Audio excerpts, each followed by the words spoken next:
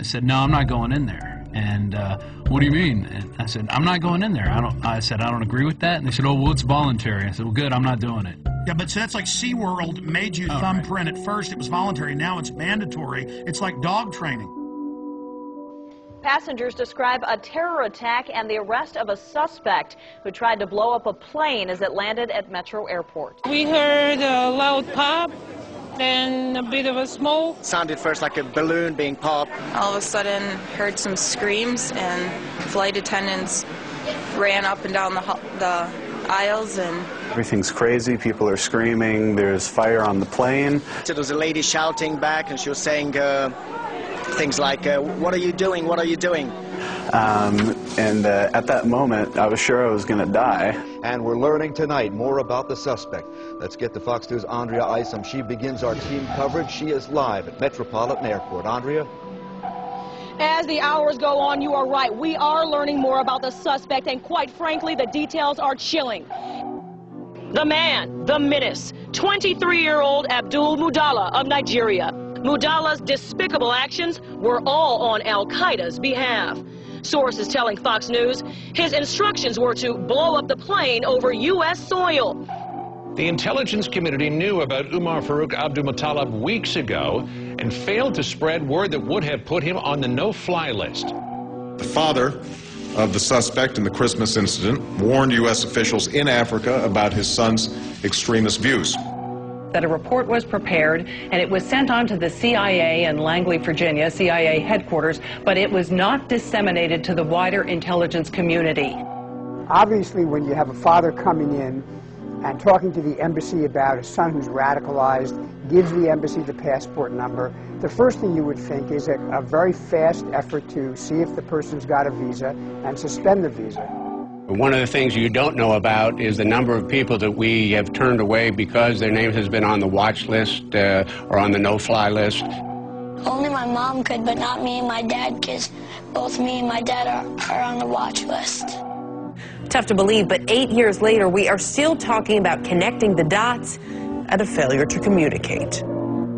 Call for immediate reviews on how this guy got on the plane and how he was able to get some explosives on the plane.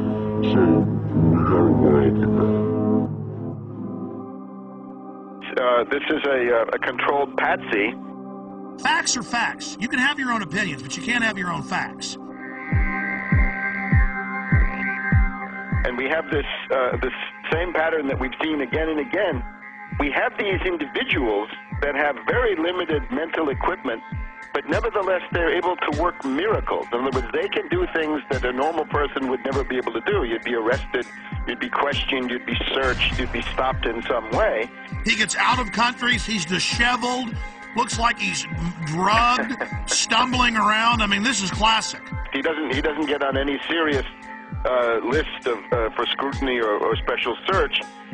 And then we have this famous story of the well-dressed Indian who accompanies him. I saw two men, and they caught my eye because they seemed to be an odd pair.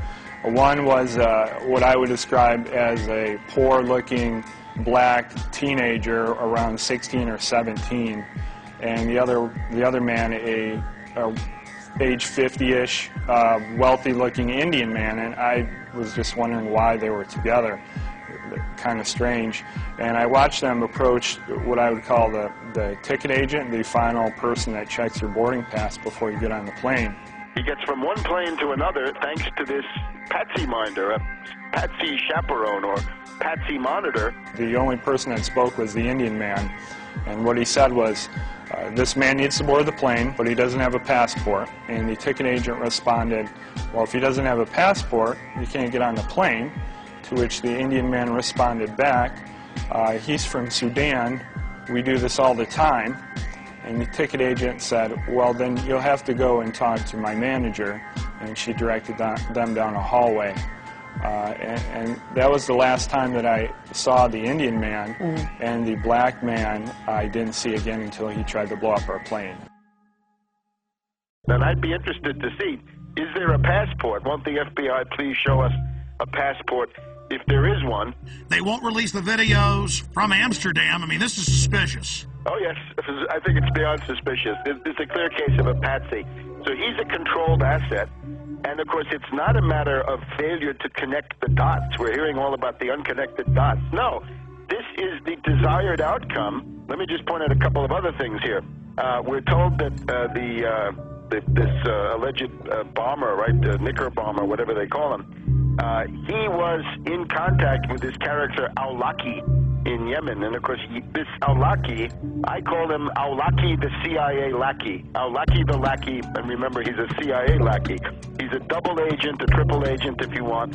He is used as a kind of beacon to recruit patsies across the world, and they can always sheep dip somebody like Major Hassan. If they want to say, you're linked to Al-Qaeda, they just have you exchange a few emails with this Awlaki, and that's what he's good for, right? He goes back to 9/11 and Hani Hanjour.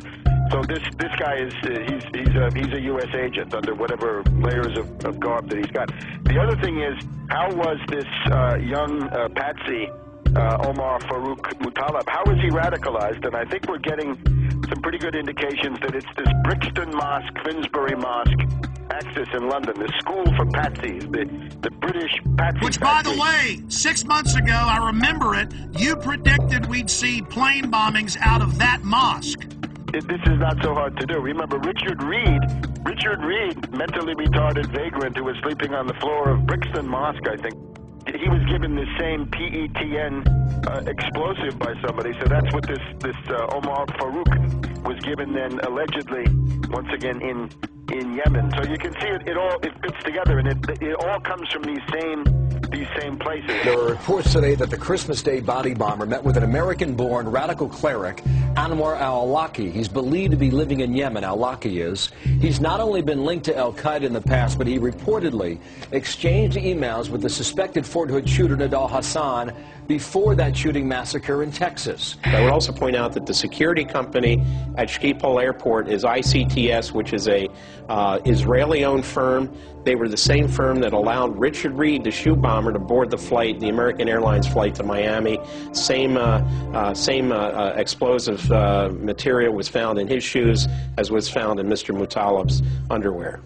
They ignored the threats on purpose. Obviously, this, we had a lot of people sitting at home over the Christmas holidays, families gathered around a television set. Another terror attack, huge problems for travel now. When we talk about screenings at the airport and other protective mechanisms along the way, what should we be doing that clearly we're not? The scanning machines that we currently are beginning to deploy in the U.S. that would give us the ability to see what someone has concealed underneath their clothing. These body scanners are the key. We're like, these different psychological syndromes where people serve the abuser. Yeah, because that's what you have to get in, as to where this is going. It's not fun. It's degradation. It's the dehumanization of individual. So really, what I'm telling you is not only do you not own your body, you own nothing. You don't even own the patents to your own genes. They're telling you you're a piece of property. What do they do when you first come into a prison? They strip you and do a medical exam to humiliate you. They hose you down in front of other prisoners and they laugh at you, make jokes about you. When Aaron went through, it was even worse because I was behind him. Yeah, I went through. He told me to go through the scanner, and I said no. He said, why aren't you going to do it? I said, it violates my privacy. And this is what happened. This guy got scared. This guy was physically bigger than me. He was athletic. He started shaking when I said no. You think it doesn't matter to... Well, because it's a delusional world. He thought he'd found a real terrorist. Yeah. He was shaking, visibly shaking when I said no. He tried to trick me to go through it again and told me they were going to body wand me, which they ended up doing. And then he tells me, oh, because I don't like it because it violates my Fourth Amendment, I read too much. Oh, you're one of those who reads too much. And you said he put his hands on you. Oh, yeah. Oh, yeah, he grabbed When I said no, like this. He started shaking. He didn't know what to do, and then his first flinch reaction was to grab my arm and try to pull me through the scanner. It was absolutely crazy, and you got women apologizing to the agents. I'm so sorry, I forgot my mascara and my lipstick. And the Fourth Amendment says if you're going to search, you're not only going to have a warrant, you're going to say specifically what you're looking for. But it's not specific. It's liquids, it's lipstick, it could be shoes, it could be... Breaking the will of the people. The real purpose of body scanners, and you scroll down, it shows the Nazis and others strip searching women in World War II. I'll tell you what I would do personally. I would just take photographs of all the mass graves of World War II and the Soviet Union, of all the naked bodies, and having placards of that. And Genius. And saying we're not going to end up like this. No, thank you. Great idea, pointing out that they always strip you down before they kill you. I mean, it's a real act of submission. Do you agree with me that this, telling everyone you will be naked body scanned, is a key point in our conditioning and we must resist it? Oh, absolutely, absolutely. It's an ongoing process of personalization, dehumanization, and getting the public to accept the fact that they're nothing but cattle. Once you're on the plane, you're coming into Detroit, what happens next? The pilot comes on the speaker and he says we have 10 minutes to landing. Flight crew, take your seats and buckle up. A flight attendant walks by my seat, mumbling to herself, something smells like smoke. I looked up. I'm in row 27. I could see smoke coming from row 19, 8 rows up. It wasn't a lot of smoke at that time, and it looked like it was coming